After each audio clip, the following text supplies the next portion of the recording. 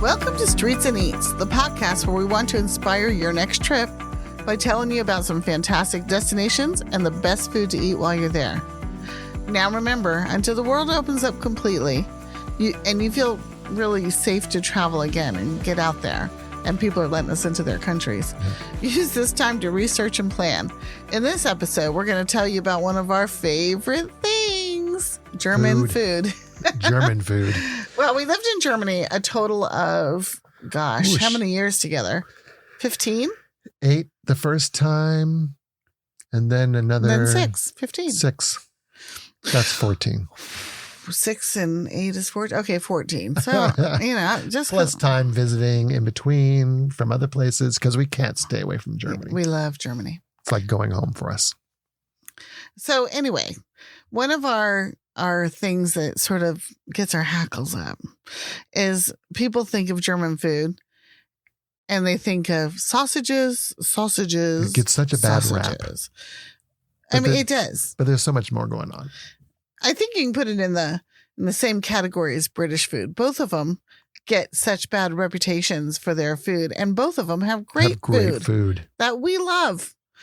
Anyway, so there's a lot more to German food than just sausages. Yeah. In fact, there are so many different places to eat. We're looking at this from a travel standpoint. So we wanted to tell you about all the different ways that you can grab a meal. Some are so cheap and so easy that you really can save money. If you don't have a huge budget, food is one way that you can still get good food without spending tons and tons of money. And one thing that I think gets in the way of people traveling through Germany for food is timing. It's not as much of a problem anymore, but it still happens to where most restaurants, or many restaurants, are not open for breakfast. So you're not going to find a breakfast restaurant very often. In our last place we lived, it was a town of 140,000 people, and there were 3 restaurants that offered breakfast. Yeah. So it's not common. It's not common. You're not going to find a diner or cafe to roll up for breakfast. So that gets them. The next thing is, if you are not eating during a regular German mealtime, you might find closed restaurants and not have much option. So understanding the timing is critical, I think, is a big problem for a lot of people. Some of the larger places you go to, like Berlin or Frankfurt, nowadays they're pretty much staying open from 11 o'clock until 11 o'clock or whatever. And they call that Durchgehen, which means basically through the day. Throughout. And it's open the whole time. Or ongoing, maybe. Ongoing might be a better word. Yeah. I mean, it's kind of hard to translate. So it'll open at 11 sometimes. And close at 11 at night. 11 in the morning, 11 at night. So you can eat on the menu. Anytime. Except for breakfast. But in the smaller areas, especially like if you go out to a castle and it's in a smaller town, you definitely have to pay attention to trying to eat lunch and dinner at normal times, or you're going to miss out. Yeah. So you need to keep that in mind. But there are things you can do. There are places you can go. There are restaurants. Well, not restaurants. There are food opportunities that are as good, are great. So that if you're in that trap, you can still get something good. Well, I mean, Germany's a lot more like the olden days where we had mom and pop stores and we had butchers and bakers and candlestick makers, and they still have a lot of that. They still have a lot of modern things, of course, as well. But you will see butchers in every town. You will see bakeries in every town, and those are great places to go for breakfast. Yes, and really for food anytime during the day. They'll make one of my favorite places was the butcher. The butchers are the ones that really surprised me. Yeah. When we discovered that you could go into a butcher and get all kinds of hot food, prepared food, picnic food, stuff like that. And they'll make sandwiches for you. Sometimes they do have sausages that are hot. Sometimes they have schnitzel sandwiches. Usually the menu changes and there's not tons of options, but there's enough. And of course, you have your whole case full of different cheeses to choose from and your case of meats, sliced meats to choose from. And they even sell the rolls right there for you. Yeah. So it's kind of like, I think that was one of yours and mine regular stops on the way to work in different places. Of course, we worked in different places, but I had a little bakery butcher combo, which was two different enterprises, one baker and one butcher, but they were in the same building. So I could go in and I could get a pastry if I wanted from the bakery, or if I wanted to pick up lunch, I could go to the butcher next door. And at the butcher, they would have the brochin, the rolls from the baker. And I could tell them I'd like, that slice of ham out of the 15 different types of ham to choose from, and some cheese. And they'd put a little butter on the brochin and the ham and the cheese. And there's my lunch. And it's so cheap, it's ridiculous. Yeah. We're talking like a euro 60, well, less than a euro. Eating in Germany a on lot a budget, of the sandwiches were less than a euro. Bakers and butchers are the way to go. But I think that for a lunch sandwich, I don't think I ever, for whatever I got, ever paid over a euro 60. Right. Ever. I had one that I really liked that was meat, cheese, lettuce, tomato, a specialty roll, like a full corn type thing. With pumpkin seeds. I love that. And it was like €2.30. Which, I mean, that's just ridiculous. And it's hearty and delicious. So one thing that we really want to tell you is make sure that you check out the butchers and bakers. No matter where you're staying, no matter what you're doing. If you want something cheap, get something for a picnic to eat along the river, or whatever, go there and check out the choices. It's so delicious and so many offerings for next to nothing. And I think this next option is the Schnellimbiss. And in my mind, well, tell me what a Schnellimbiss well, is. the Schnellimbiss was what food trucks became. In Germany, they had trailers that were converted into a small kitchen that specialized in one or two or three different things. And you could roll on up in your car, get out, grab a quick Wurst or a schnitzel sandwich or it's fast food, Schnellimbiss. Yeah. Fast restaurant. Fast restaurant. And you get it right there. There was a Thai Schnellimbiss in Bitburg where we lived. Oh my gosh. The fried rice was amazing. Excellent fried rice. Shashlik was one of my favorites. And you can find those everywhere. A shashlik is like a shish kebab. A pork shish kebab. With curry. That's been soaked ketchup. In a paprika. No, shashlik was not curry ketchup. I know that's curry. No, it's like an onion paprika so broth good. that it's just steaming in. Oh, you're making me hungry. Okay, anyway. So and of course, French fries. So there's fast food places that could look like trucks or trailers. A lot of times you'll see the rotisserie chicken people. They always drive a truck around, and a lot of them have the same route. So depending on where you are, if you see it on a Wednesday morning, chances are the next Wednesday you would see in the same truck. Yeah. Or whatever. And a lot of Schnellimbiss are permanent. They're in the same parking lot all the time, and they're easy to find. Now, I mean, you don't always have to go out. If you're staying at pretty nice hotels, they're going to offer you breakfast. And really, for breakfast at a hotel, you're always going to get some sliced meat, some cheese, some vegetables, some yogurt and muesli, coffee and tea, of course, maybe some other kinds of cereal. And then if it's a little bit nicer place where you're paying a little bit higher bill, then you can almost be sure that you'll get eggs, usually scrambled eggs, or they're hard-boiled eggs. And sometimes you can order the eggs. Eggs to order, yeah. Sometimes they'll even put like bacon and stuff in it. One of our favorite places in Schweinfurt. Oh my gosh, like I'm dreaming of that place. Their breakfast is amazing. The Hotel Ross, of course. They had a good breakfast. Plus, it's a gorgeous place. They had a great everything. Any meal there. So, but you have to remember, if you're getting breakfast in a hotel, you need to pay attention to the booking that you make. Is the breakfast extra? If it is, and most times nowadays it is extra. And the problem that I have with that, depending on where you are, is they want to charge you €8. Yeah. I just told you at the butcher and bakery, you can get meat, sliced ham, and a brochin, which you can get at the butcher for €1.20. And you get to choose exactly what you want on it for €1.20 versus €8. So really think about that. Then there's these really nice places that's included. But if it's a great spread, you don't want to pass it and up. you just might want to try it sometime anyway to get some more ideas. The other places which are surprising have like rest stops and gas stations have good food in them. Yeah. Sometimes they have minimal foods. Like this one restaurant, this one gas station I used to stop at all the time. Oh my gosh. They really only had pretzels and they made pretzel sandwiches. So they would cut the pretzel in half and you would have a butter pretzel or you would have a ham and cheese pretzel and they would heat it up. Oh my gosh. And we're talking 80 euro cents for this pretzel that's all done up and quite hearty. And it's tasty. Yeah. It's not like in a gas station here in the States, you can get hot food, but a lot of times it's just things that they've heated up from the freezer.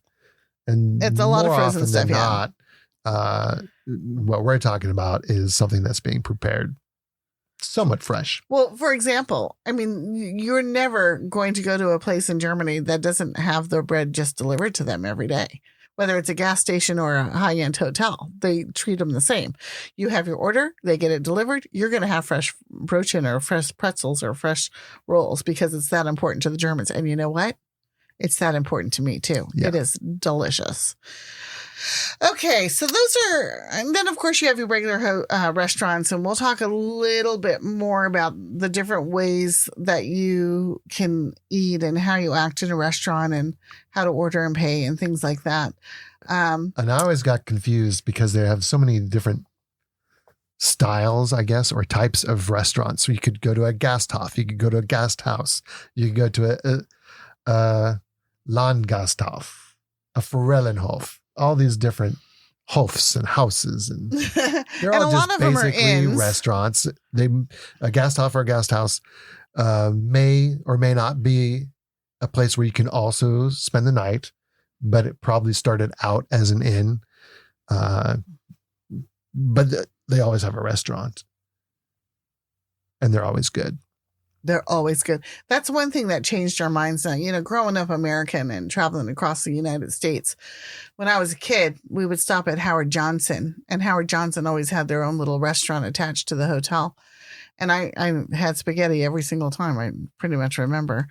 Somebody would have meatloaf. It was not the best spaghetti in your life. That's not why you remembered it. It was just horrible.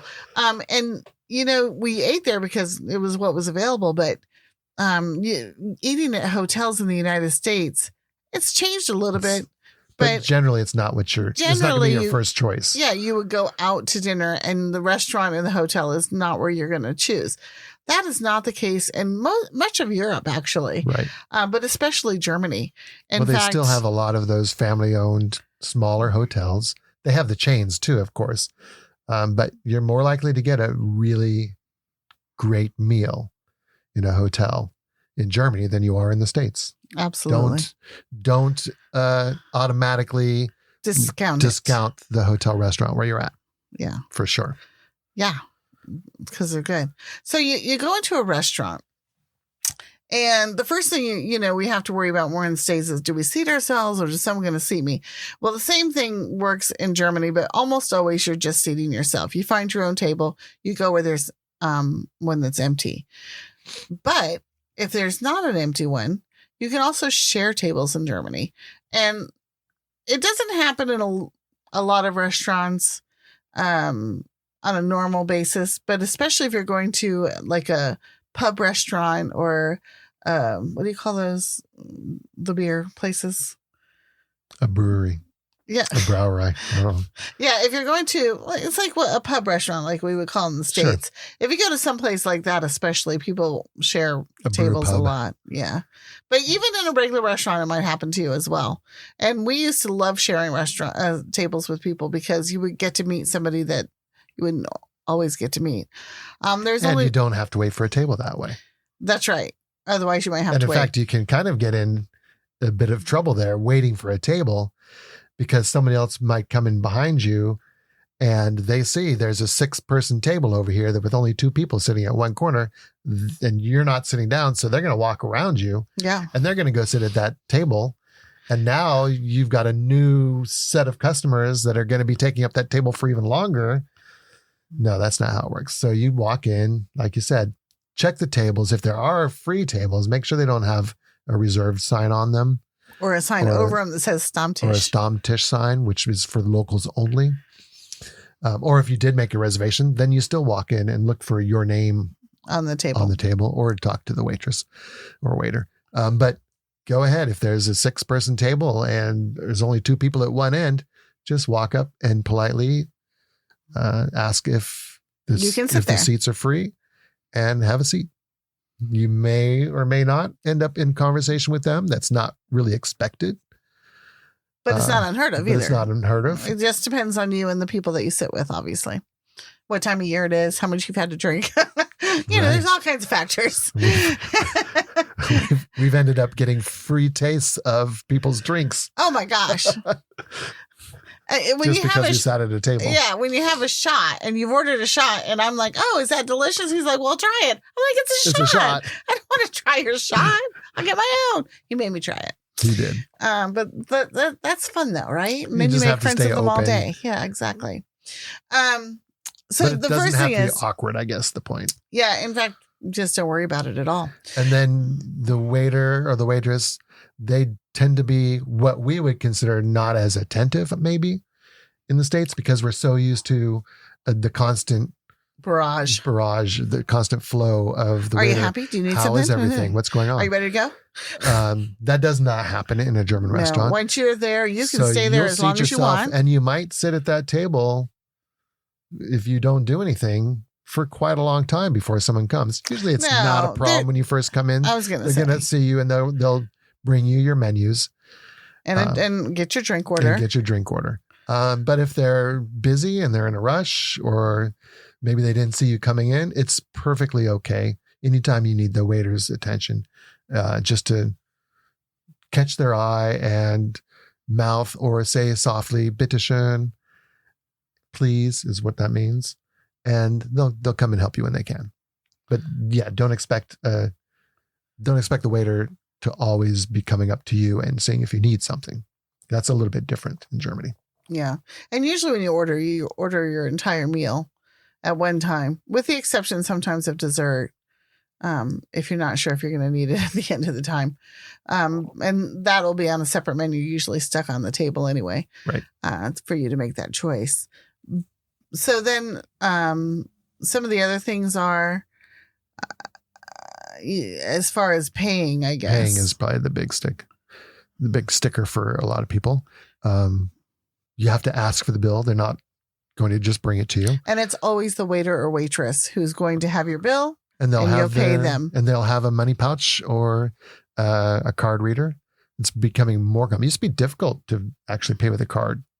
But now it's much more in Germany. Common. But now it's pretty common. It's not so much of a problem. But you should have cash just in case. But yeah, they'll come to the table and you ask for the Rechnung, for the bill, and they'll settle it right there at the table with their device or with their money purse. They're really amazing at math. So if you want to split, that's definitely different than in the States. If you want to split your bill with 4 or 5 people, that's really not a problem. Almost never a problem. And they'll figure it all right out there. Long subtraction or addition. Yeah. And then when you pay, you also give them the tip right then. You don't leave it on the table. And what? Don't leave it on the table. I usually round up to the nearest €5 point. So if it's 62 euros, which is, wow, that'd be a good meal. I would go to 65. For 2 people. For 2 people. Yeah. Yeah. And if you have a really large party or you've been there for hours and hours drinking, exceptional service, then 10%. Then of course, you can be a little bit more generous. But it's not their pay. They've got good pay systems. They've got good social systems intact. It's just what I think you said it. Trinkgeld. It's their drink money. That's what they call it. Trinkgeld. Okay, so you've managed to get through all that. You're sitting at the table and you've got the menu. Let's talk about some good food now. What are you going to get? So one thing that the Germans are fantastic about making almost everything from scratch. You don't see them pulling out. You're not going to go there and get frozen food cooked up for you. It's not being delivered by Cisco. It's locally. Tell how Jim feels about these things. It's almost always locally sourced. And it's usually seasonal. Yeah. So the first tip is, if it's a seasonal menu, go with something on the seasonal menu. Right. It's the freshest, and it's going to be what the chef is recommending for then, because it is what he thinks is the best food. So definitely go for what's seasonal. Some of our favorite seasonal things that we can eat are things with spargle, which is white asparagus. That's a spring season from about mid-March to the end of April. If it's Spargelzeit. Yeah, every single... it'd be very obvious. There'll be a whole menu just for Spargel. And you could get your main, or you could get your starter, your main. I'm not sure if they have it yet for dessert, but I haven't seen a dessert somebody's yet. probably working on it.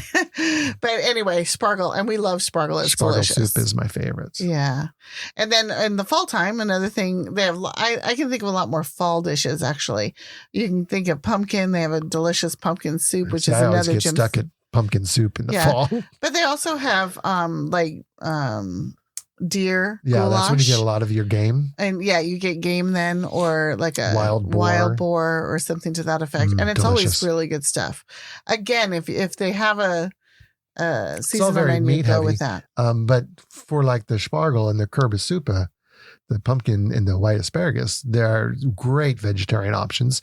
And in the fall, another really good vegetarian option is pfifferlinge, which is a chanterelle mushroom, I believe. Yeah. Mm-hmm. And they'll prepare that in a lot of different ways, sometimes with meat, sometimes without meat.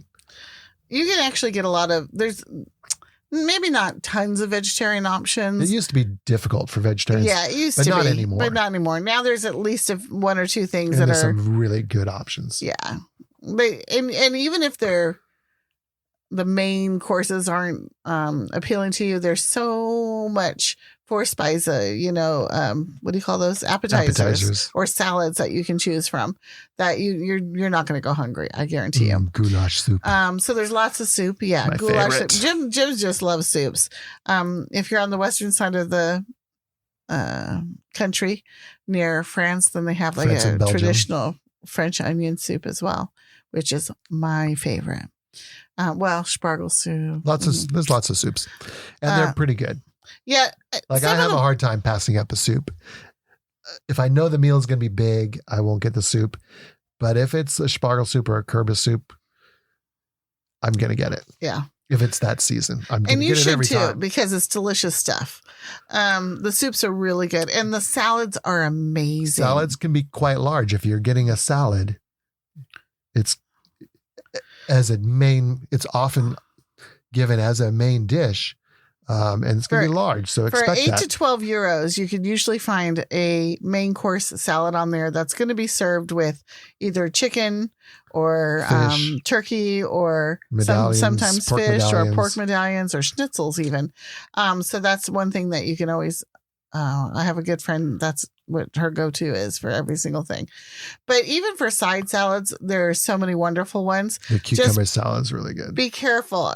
In many restaurants, the salad is obviously part of the meal. And then in many restaurants, it's not. And it's probably 50-50. So you just have to sort of be cognizant. Well, it'll say on the menu if a salad is included. If it doesn't say it's included, then it's not. Then you can ask. Sometimes it is, and they didn't say on the menu. But usually, if it doesn't say on the menu, it's not. And some that, they're all good, but my favorite is the cucumber salad. Yeah. Because it's kind of like I think it's a yogurt dill dressing. It's really good. Almost like it's a little bit of pickling, whatever. And it's so good.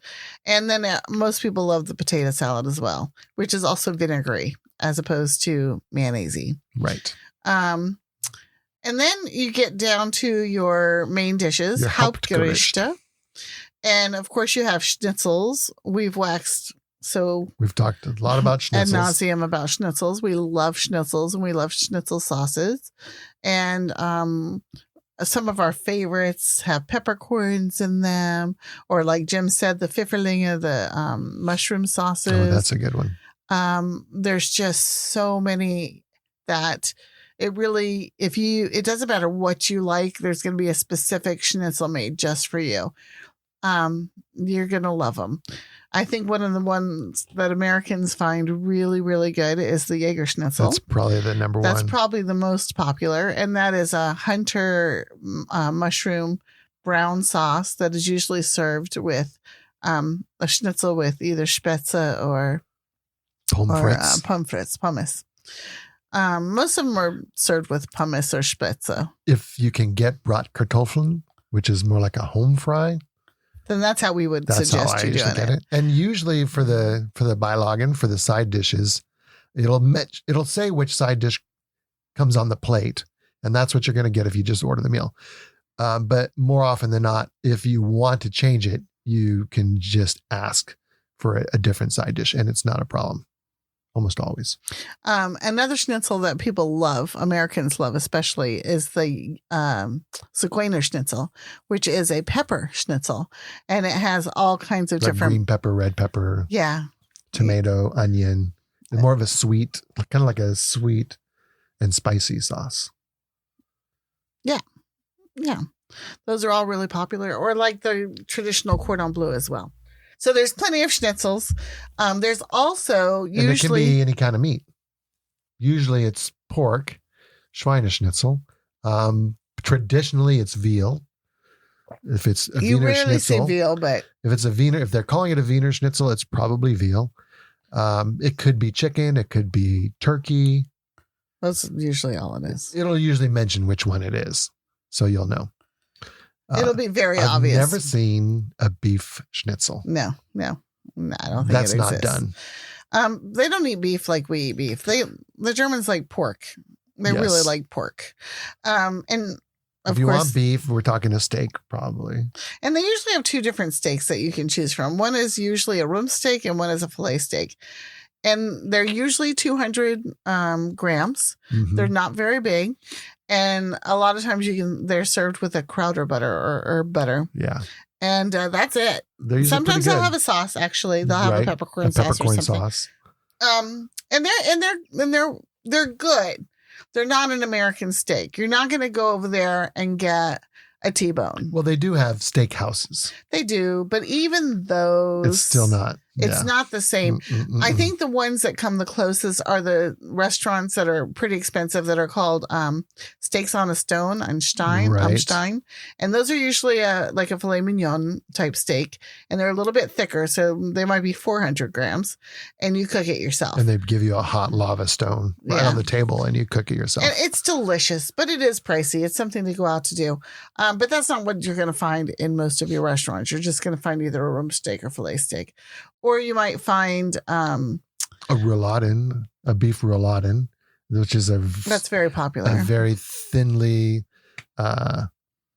pounded out piece of beef, and then rolled up around a stuffing of cabbage and mushroom and that sort of thing. It's not my favorite thing. That's why I don't like it. And they do a roast beef. They do? Yeah.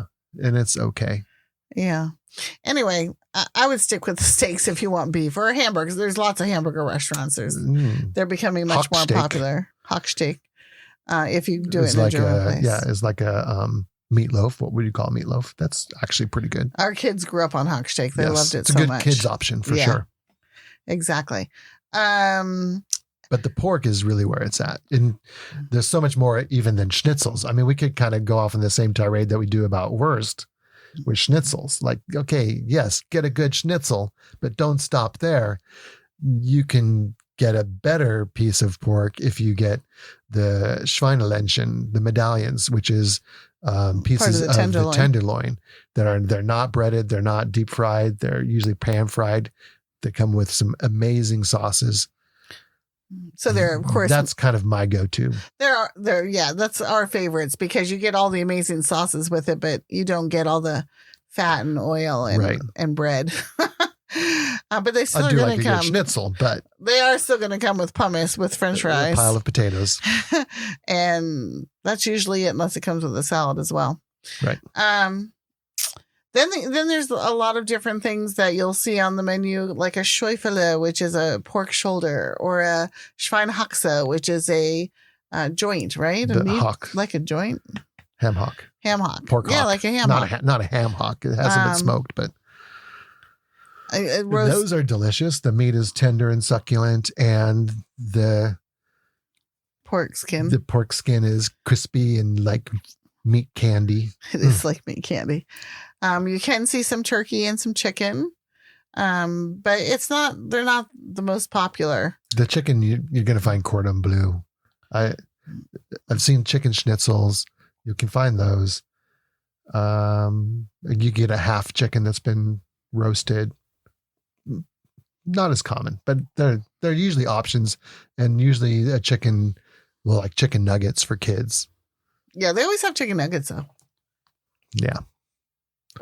Which are probably from frozen. But you can also get roast goose, especially in the wintertime. Crispy duck is a really good option that you can find sometimes. Fish. Oh, fish is one really of my good. favorites is the trout. They have a lot of farm trout because, there's a lot of people. And a lot of restaurants will be right there at the trout farm. Or you'll get trout offered in almost many restaurants. If there's a fish option, if there's a trout farm nearby, yeah, and it is so because good. They won't give you something that's been frozen usually, so it's got to be close. I get any kind of trout that they offer because it's so good. But one of my favorites is covered with almonds. They stuff the inside with a butter almond mix, and then roast it like that. Or they'll stuff it with garlic. That's a really good one too.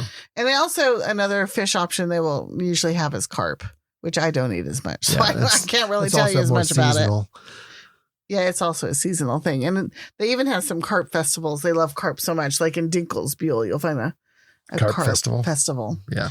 And like Jim said, there's lots of different side dishes from vegetables. So many potato options. And potato options. And French fries. Well, what we would call French fries. Pommes frites. Bratkartoffeln. We mentioned those. Which is like home fries. Some of my favorites are the potato, oh gosh, now it slipped my mind. The stuffed ones. Like tater tots, but they're like not tater tots at all. They're so good. Puffer, is that what they're called? Maybe they're called no. That's a potato pancake. Oh gosh, croquetten. Yes. Oh yeah. Oh my gosh, you guys! It's like a really light, fluffy, almost mashed potato that has then been shaped into a small little cylinder, and fried. Oh, that's delicious. My gosh, some of the best things you've ever tasted. Not something I would get every meal. But try every now and then, for sure, I would get them. Definitely try pancakes. Them. Oh yeah. You potato salad. You're gonna get potatoes. You don't get a lot of veg, except for the salad. Veg is usually, if it's included, a side salad, and your side salad will be like a better lettuce, some type of green lettuce, and then some pickled vegetable of some sort, maybe beets, carrots. Cucumber. And some of them get pretty inventive. You can get some interesting things in a salad. You sound like dubious about it, but they're delicious. But they're always good.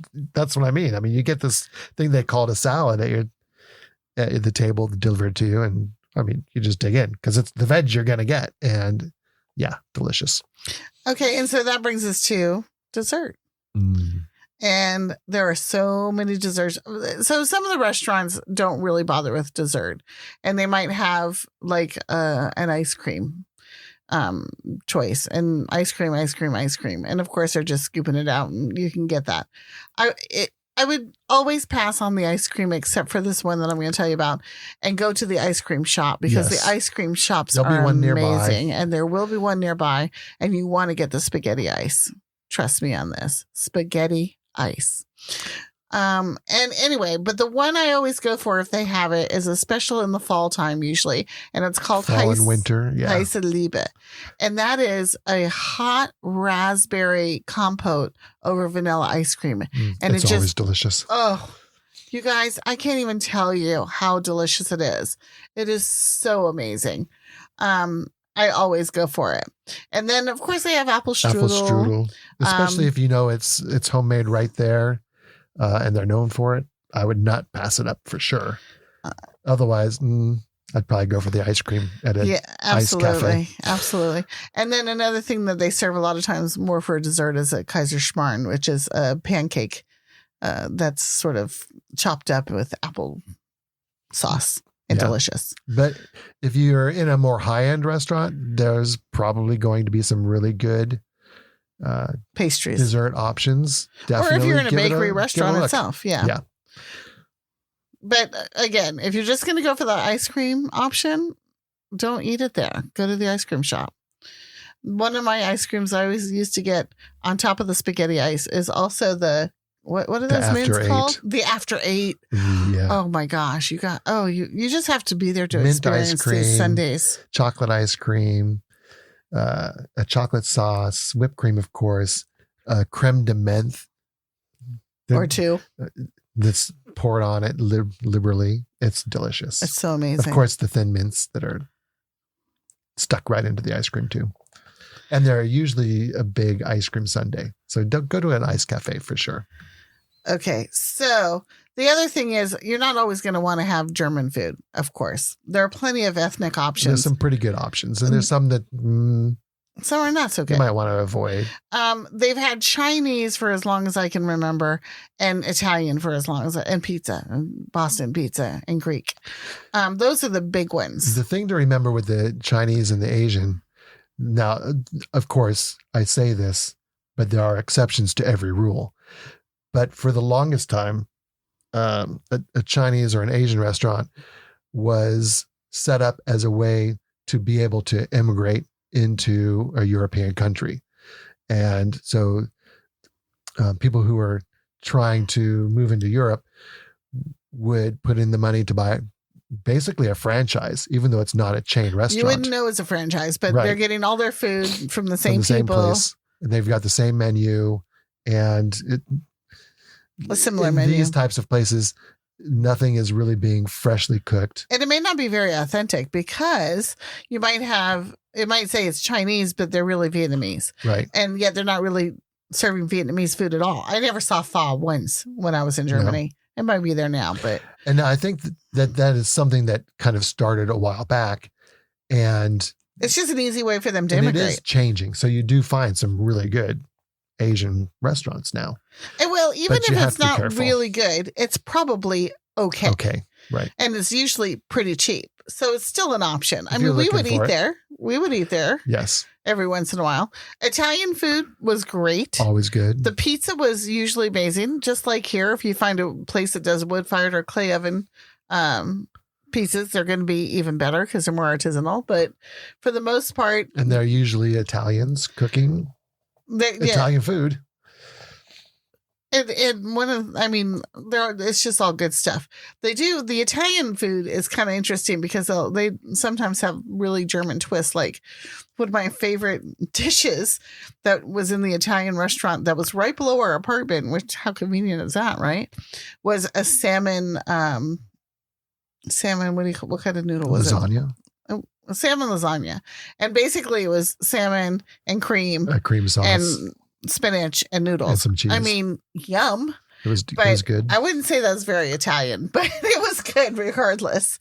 And then, of course, there's Greek restaurants all over the place too, which are pretty good. And they almost always give you free ouzo for at least either at the beginning or at the end, or maybe both, depending on how much they like you. They always, if you go there a lot, they like you. So. Yeah. They like to take care of their regulars. That's right. And I think that's one of the things about the majority of restaurants in Germany is they're not just set up to get more people in and they don't care if you come back. They care about whether you come back or not. Even if they don't think you'll come back, they still are going to treat you like someone who might come back. I agree. And then you'll get that shot of ouzo. Or the other types of restaurants you'll see will be Turkish or Dalmatian, Balkan foods, and the occasional Mexican. Although I'm here to tell you, I've yet to have good. It's getting better. German.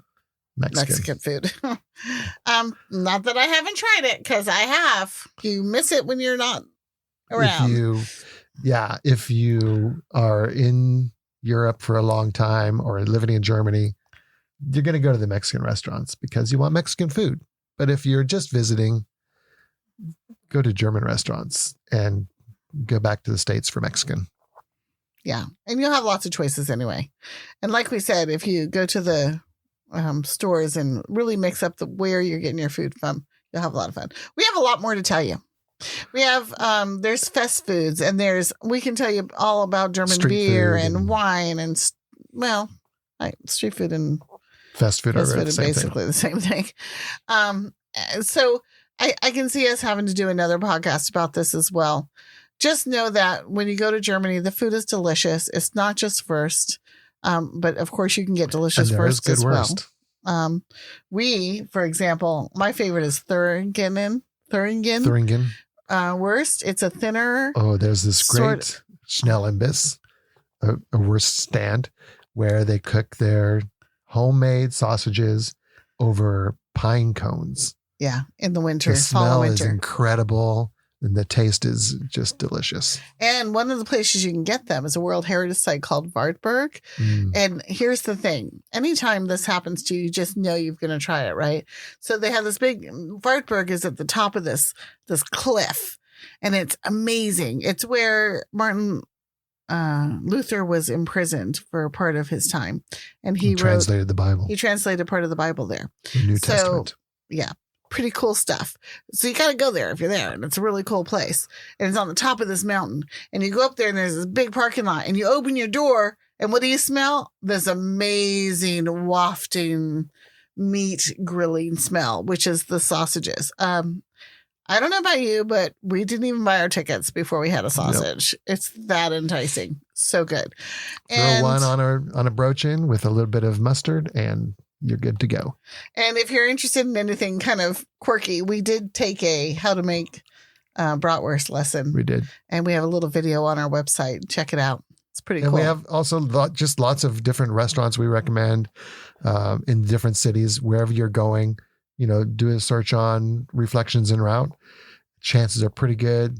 That we'll have something to recommend to you. Something to offer you in Germany. Because we like to eat, but if you're not, we're going to find the best restaurants. And there's plenty. But if we haven't been there, then you can, like we always say, ask recommendations at your hotel, from your Uber driver, or use Google Maps. Germans are really good at putting reviews, good and bad, on restaurants in Google Maps. It's pretty helpful. They're honest. Yes. They're honest, and they do it. So it's not just a bot or a competitor leaving a review. So you can definitely use them. And so that's a good way to find a good schnitzel near you. So you don't have to go all the way to Frankfurt for a schnitzel. No matter what, you are going to love German food. It is so good. And so, Guten Appetit. Thanks for joining us at Streets and Eats, where we want to encourage you to savor the adventure. Please remember to hit the subscribe button and tell all your friends. Ciao for now.